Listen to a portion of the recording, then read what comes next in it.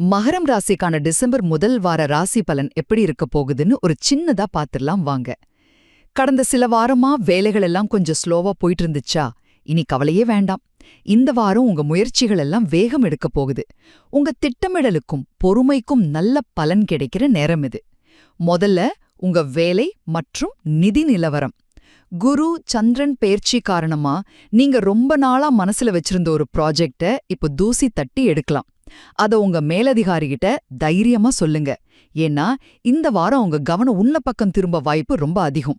குறிப்பா டிசம்பர் 4 பௌர்ணமி அன்னிக்கு பண வரவுக்கு ஒரு சூப்பரான வாய்ப்பு இருக்கு.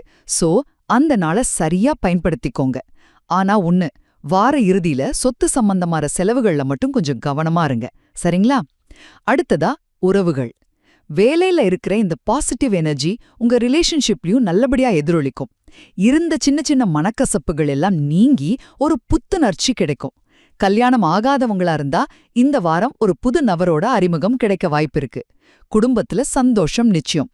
சரி, இதெல்லாம் நடக்கணும்னா உடல் நலமும் முக்கியம் இல்லையா?